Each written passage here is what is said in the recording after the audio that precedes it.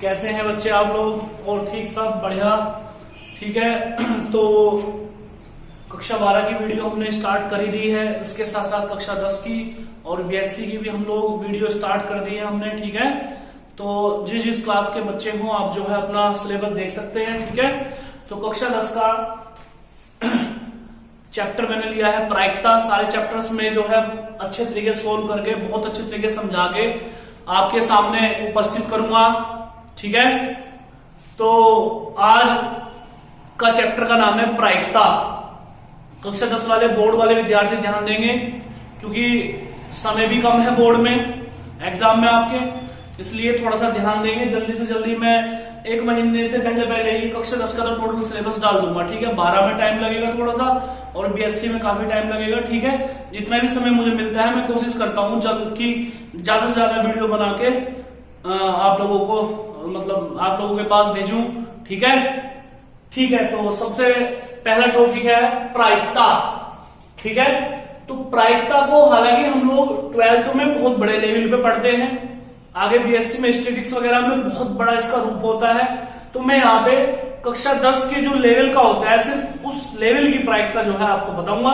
12th वाले lecture में इसे बहुत अच्छे से इसका विस्तार करूंगा। तो प्रायिकता को क्या बोलते हैं? सबसे पहले तो हमें पता चलना चाहिए कि प्रायिकता जो है वो होता है संभावना, किसी भी घटना की संभावना या तुक्का, समझ रहे हो ना। देसी भाषा में बोल सकते हैं आप इसे तुक्का। किसी भी घटना की संभावना करना प्रायिकता कहलाता है। किसी भी घटना के बारे में कि ये घटना होगी या नहीं होगी, है ना, ये प्रायिकता कहलाता है। फॉर एग्जाम्पल कि सपोज करो कि हमें एक सिक्का उछालना है, सिक्के के उछाल पे 2 चीज होंगी, हेड और टेल, हेड या टेल। तो सिक्का उछाला नहीं अभी हमने, सिर्फ अभी हम चर्चा कर रहे हैं। क्या चर्चा कर रहे हैं? कि सिक्का उछालने से पहले जो हम बात कर रहे हैं, 2 कैप्टन आपस में, 2 कैप्टन जो टॉस करते हैं, तो वो भी क्या करते हैं? प्रायिकता ही तो करते हैं, संभावना ही तो करते हैं। अगर एक कैप्टन बोलता है जी टेल आना चाहिए, समझ रहे हो ना, तो उछालते हैं, देखते हैं टेल आया है नहीं आया। तो कुल मिला के जो प्रायिकता है वो एक संभावना है, वो एक तुक्का है, ठीक है। सपोज करो कि मैं किसी शहर जा रहा हूं घूमने के लिए, है ना, तो वहां भी 2 प्रायिकता है कि मैं स्वस्थ उनके यहां पहुंच जाऊं जिनके यहां जा रहा हूं, या भगवान न करे मेरे साथ कोई ऐसा हादसा हो जाए तो मैं ना जा पाऊं, ठीक है। तो किसी भी घटना के 2 बातें होती हैं, एक तो उसका पक्ष, एक उसका विपक्ष। पक्ष मतलब या तो घटना होगी, विपक्ष या वो घटना नहीं होगी। बात समझ में आ रही है? तो प्रायिकता को हमने क्या सीखा, प्रायिकता को हमने क्या जाना, ध्यान दो भाई। प्रायिकता को हमने ये जाना कि प्रायिकता क्या है? एक संभावना है, एक तुक्का है, समझ रहे हो ना। तो प्रायिकता का एक फॉर्मूला होता है, इसे सबको तैयार करना चाहिए। प्रायिकता का फॉर्मूला होता है पक्ष के प्रकार अपॉन कुल प्रकार। प्रायिकता का फॉर्मूला होता है बच्चों पक्ष के प्रकार अपॉन कुल प्रकार। कक्षा 10 वाले बच्चे थोड़े से मासूम से भी होते हैं, उन्हें पता भी कुछ ज्यादा नहीं होता है, तो मैं बहुत धीरे धीरे इसे बता के लेकर चलूंगा, आप लोग ध्यान देंगे, ठीक है। प्रायिकता का फॉर्मूला आपको ध्यान रखना होगा, पक्ष के प्रकार अपॉन कुल प्रकार। प्रायिकता का फॉर्मूला क्या होगा बच्चों? पक्ष के प्रकार अपॉन कुल प्रकार। सपोज करो मैं कोई घटना ले लूं, उसका नाम ले लूं A+B। सपोज करो A+B कोई घटना ले ली, मैंने A+B कोई घटना ले ली, तो उसकी मैंने 2 हिस्से तोड़ लिए। नंबर 1, मैंने कहा कि वो घटना होगी, इस बात के पक्ष क्या है A, और घटना नहीं होगी उस बात के पक्ष क्या है B। ध्यान दे बच्चे, मैंने क्या बताया कि मैंने कोई घटना ले ली, उस घटना को क्या बोला? A+B। घटना को क्या बोला मैंने? घटना को A+B, और उसके 2 भाग कर लिए। मैंने बोला है ना कि घटना होगी तो पक्ष, नहीं होगी तो विपक्ष। किसी भी घटना को 2 पार्टों में तोड़ लिया कि घटना घटित होगी तो पक्ष और घटना घटित नहीं होगी तो विपक्ष। तो सबसे पहले मैंने घटना घटने की प्रायिकता निकाली, घटना घटने की प्रायिकता। तो क्या फॉर्मूला होता है बच्चों, बताइए जरा। घटना घटने की प्रायिकता, इसे P से डिनोट करेंगे। फॉर्मूला क्या होता है, हमने लिखा पक्ष के प्रकार अपॉन कुल प्रकार। घटना घटने की प्रायिकता P बराबर क्या फॉर्मूला होता है, पक्ष के प्रकार अपॉन कुल प्रकार। तो पक्ष क्या है बच्चों, पक्ष क्या है, पक्ष है A और कुल प्रकार क्या है, पक्ष और विपक्ष A प्लस B। संख्या नंबर क्या बना ली, 1। मैं फिर से एक बार बता दूं, हम लोग चैप्टर पढ़ रहे हैं प्रायिकता। प्रायिकता क्या होती है, पक्ष के प्रकार अपॉन कुल प्रकार। प्रायिकता क्या होती है, पक्ष के प्रकार अपॉन कुल प्रकार। सपोज करो मैंने कोई घटना ले ली A प्लस B, कोई भी घटना, उसका नाम मैंने क्या रख लिया, A प्लस B, और उस घटना को मैंने क्या कहा कि अगर वो घटना होगी इस बात के पक्ष क्या है A, और घटना नहीं होगी इस बात के पक्ष क्या है B। तो घटना घटने की प्रायिकता फॉर्मूला यूज किया, पक्ष के प्रकार अपॉन कुल प्रकार। पक्ष कितना है बच्चों, पक्ष है A और कुल प्रकार कितने हैं, A प्लस B। ऐसे अगर मैं निकालूं घटना न घटने की प्रायिकता, घटना न घटने की प्रायिकता, तो ध्यान देंगे बच्चों, घटना न घटने की प्रायिकता Q बराबर होगा, सेम फॉर्मूला यूज करेंगे, पक्ष के प्रकार अपॉन कुल प्रकार। अब के हमें क्या करना है, घटना घटने नहीं देनी है, घटना घटने नहीं देनी है। इस बार हमें घटना घटने नहीं देनी, तो हमारा पक्ष क्या बनेगा, B। हमारा पक्ष क्या बनेगा, B। कुल प्रकार क्या हो जाएगा, A plus B। Equation number क्या बनेगी बच्चों, सेकंड। बात समझ में आई। घटना घटने की प्रायिकता पक्ष के प्रकार अपॉन कुल प्रकार। जब हमें घटना घटवानी है तो पक्ष लिया A, कुल प्रकार हुए A प्लस B, और जब हमें घटना नहीं घटवानी है तो पक्ष क्या होगा B और कुल प्रकार क्या हो जाएगा A प्लस B। यहां तक क्लियर। अब दोनों इक्वेशन को ऐड कर लो, इक्वेशन फर्स्ट को इक्वेशन सेकंड में ऐड कर लो, तो बन गया बच्चों P plus Q equal to, ये क्या बन गया, A upon A plus B, clear, plus B upon A plus B। ठीक है, तो P plus Q equal to A plus B, इसका एलसीएम ले लो, ऊपर क्या आ गया, A plus B, A plus B से A प्लस B कट गया, तो P plus Q equal to 1, P plus Q equal to 1। ये आया हमारे सामने P plus Q equal to 1। P क्या है जरा लिखेंगे, घटना घटने की प्रायिकता। P क्या है बच्चों, घटना घटने की प्रायिकता, और Q क्या है, Q घटना न घटने की प्रायिकता, घटना न घटने की प्रायिकता। तो इनका योग किसके बराबर आ गया, 1 के। किसके बराबर आ गया, 1 के। हमें फॉर्मूला याद रखना चाहिए, क्या है ये, कि घटना घटने की प्रायिकता और घटना न घटने की प्रायिकता, इनका योग किसके बराबर होगा, 1 के बराबर होगा। मेरी बात फिर से सुनेंगे कि हम लोग आज पढ़ रहे हैं प्रायिकता। क्या पढ़ रहे हैं, प्रायिकता। प्रायिकता मतलब संभावना, तुक्का, प्रोबैब, किसी भी घटना के बारे में यदि हम होने से पहले बात करें, किसी भी घटना किसी भी घटना के होने से पहले यदि हम बात करें, होने के बाद नहीं, होने के बाद नहीं, होने से पहले अगर हम चर्चा करें उस पे कि ऐसा हो सकता है, सपोज करो कल कोई मैच होने वाला है तो हम उसमें चर्चा कर सकते हैं, दो लोग, कि मेरा पक्ष ये है कि मैच इंडिया जीतेगी, दूसरा बोल सकता है मेरा ये है कि कोई और टीम जीतेगी। तो हम लोग क्या करते हैं, तुक्का, संभावना व्यक्त करते हैं। समझ में आ रही ना बात। तो किसी भी घटना की, हमने कोई भी घटना ले ली A प्लस B, उसके दो पार्ट डिवाइड कर लिए, एक तो A जो पक्ष है और एक B जो विपक्ष है। घटना घटने की प्रायिकता कैसे निकाली, पक्ष के प्रकार अपॉन कुल प्रकार। पक्ष क्या है, अगर घटना घटेगी तो पक्ष होंगे A, कुल प्रकार हो जाएंगे A प्लस B। घटना नहीं घटेगी इस बात की प्रायिकता क्या होगी, पक्ष क्या बन जाएंगे B, कुल प्रकार क्या हो जाएगा A प्लस B। अगर दोनों इक्वेशन को ऐड कर लें तो इससे कैंसिल हो जाएगा, 1 आ गया। यानी कि हमें क्या पता चला कि घटना घटने की प्रायिकता और घटना न घटने की प्रायिकता का योग किसके बराबर होगा, 1 के। ठीक है, अब इसमें मैं एक क्वेश्चन अगर करना चाहूं, सपोज को एक एग्जाम्पल में इसी फॉर्मूले पे करना चाहूं कि घटना घटने की प्रायिकता ऐसे लिख दूं, सिक्के के उछाल में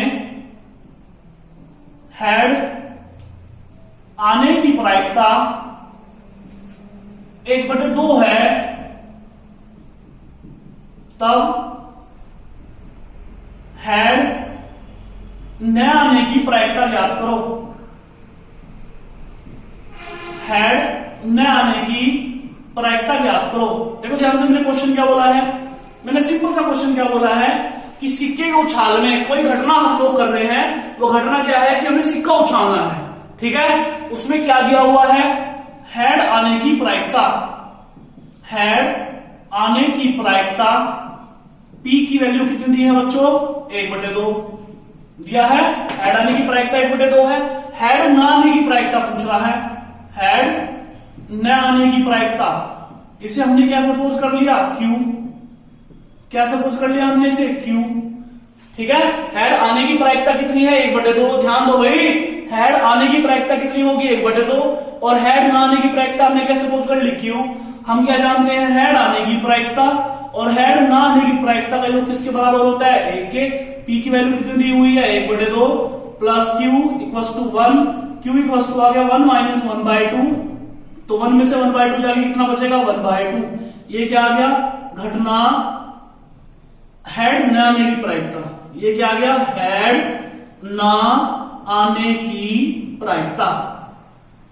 मैंने अभी तक क्या बताया आपको इसमें अभी तक मैंने इसमें क्या बताया, इसमें मैंने आपको ये बताया है कि प्रायिकता कोई भी घटना होती है उसके बारे में संभावना, किसी भी घटना के बारे में संभावना प्रायिकता होती है। ठीक है, मान लो कोई घटना a+b है, ये क्वेश्चन ऐसे पूछ सकता है क्या, किसी कीजिए कि घटना घटने की प्रायिकता और घटना न घटने की प्रायिकता का योग सीधे किसके बराबर होता है, 1 के। तो कैसे निकालेंगे, a+b कोई घटना सपोज कर लेंगे, उसके 2 पार्ट डिवाइड कर लेंगे। कैसे, a घटेगी और b नहीं घटेगी। a हमारा पक्ष हम कह रहे घटेगी और b हमारा विपक्ष हम कह रहे घटना नहीं घटेगी।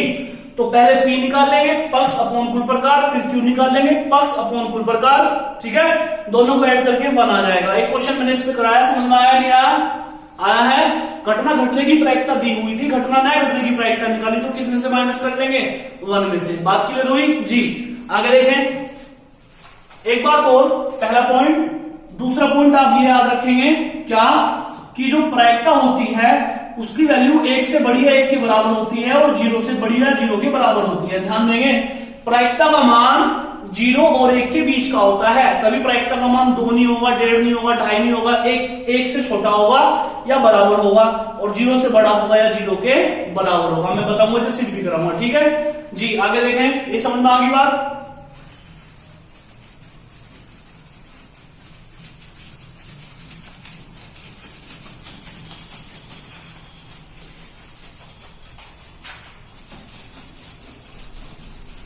एक क्वेश्चन करते हैं ऐसे सिंपल। भैया अगर आप मेरी वीडियो को देख रहे हो, कोई कहीं भी बैठा हुआ, और अगर वो मेरे साथ हर वीडियो में बिल्कुल ध्यान से देख रहा है, तो मैं एकदम क्वेश्चन पे लेकर नहीं जाता कभी भी। मैं पहले कंसेप्ट कराता हूं, उसके साथ साथ एग्जाम्पल कराता हूं, तब हम क्वेश्चंस पे जाएंगे। ऐसे उल्टा सुल्टा पढ़ने के बाद किसी को कुछ हासिल नहीं हुआ, ना आता। ठीक है, रटना वटना नहीं है। जैसे जैसे चैप्टर में मैं एंट्री करा रहा हूं वैसे वैसे एंट्री करो, तो कभी कोई मुश्किल आएगी ही नहीं। ठीक है, तो मैं ऐसे ही एक एग्जाम्पल हो लेता हूं। सपोज करो एक डाइस है, पासा समझते हो ना जी। उसपे अंक कितने लिखे होते हैं बच्चों, 1 2 3 4 5 और 6, समझ रहे हो ना। ऐसे सपोज कर लो जैसे हम लूडो खेलते हैं ना, तो लूडो में जो गिट्टू होता है, गिट्टू बोलते हैं हम लोग, तो आपको पता नहीं, तो जो दाना होता है ना, दाना बोलते हैं कुछ लोग, जो गिट्टू होता है, ठीक है, उसमें कितने अंक होते हैं, 1 2 3 4 5 और 6। ठीक है, तो हम इस पे प्रायिकता के सवाल बनाएंगे। जैसे सपोज करो अभी हमने गिट्टू को फेंका नहीं है, हम संभावना व्यक्त करेंगे बस। पहला सवाल कि पासे के फेंक में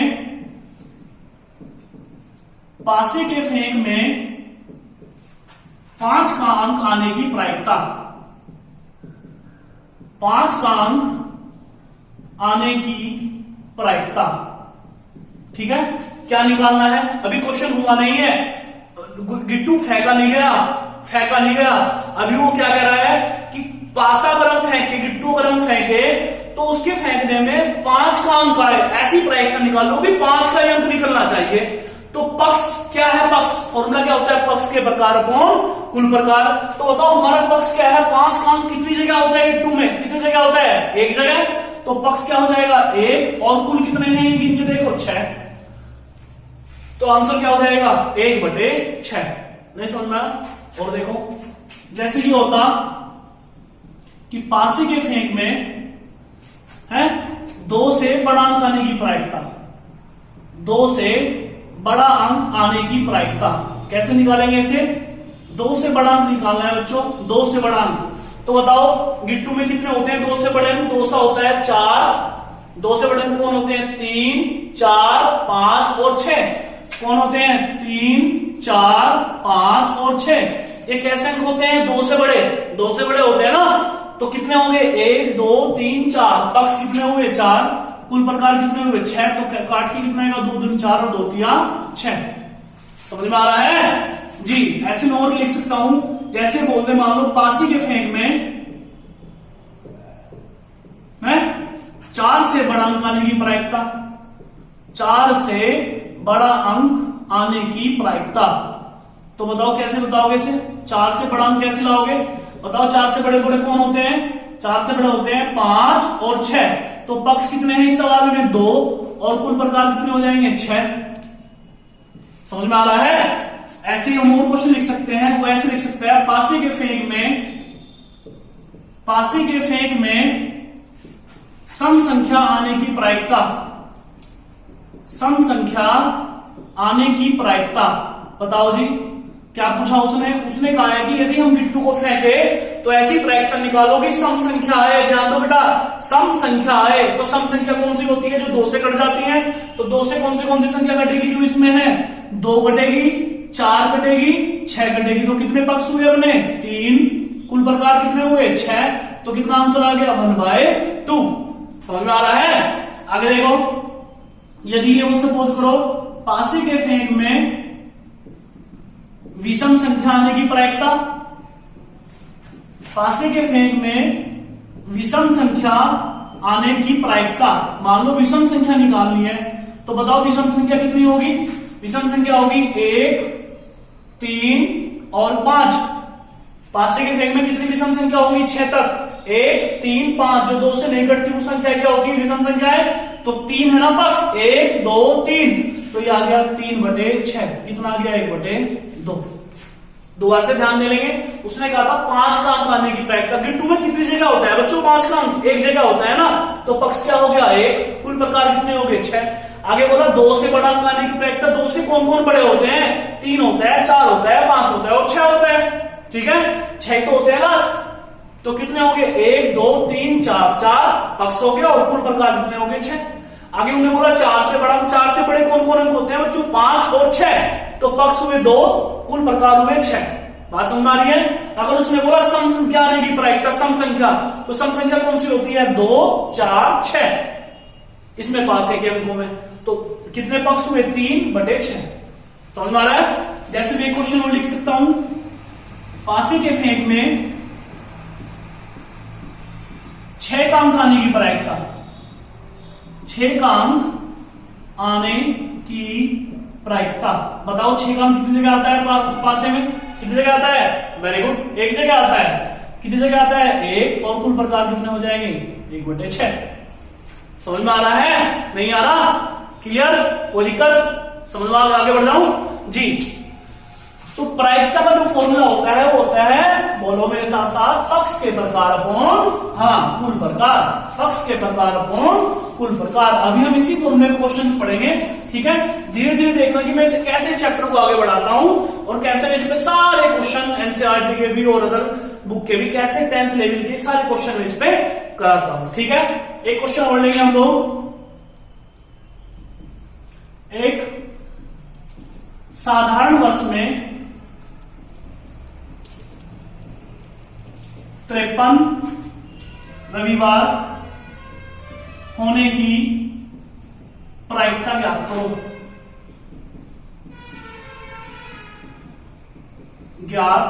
करो। ध्यान देंगे, साधारण वर्ष में 53 रविवार होने की प्रायिकता ज्ञात करो। तो बच्चों सबसे पहले ये बताओ, साधारण वर्ष में दिनों की संख्या कितनी होती है?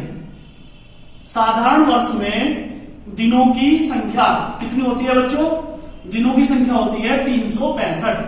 ठीक है, लीप ईयर में कितने की होती है? 366, जिसमें 29 दिन का फरवरी होता है, तो उसमें कितनी होती है साल की दिनों की संख्या? 366।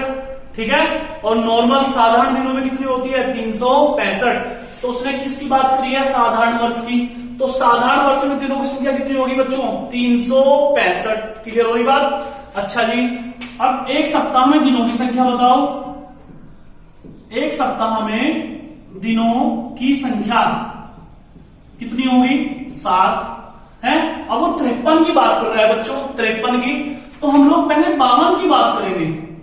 52 सप्ताह में दिनों की संख्या किससे गुना हो जाएगी 7 की 52 से, तो कितना आ जाएगा 364।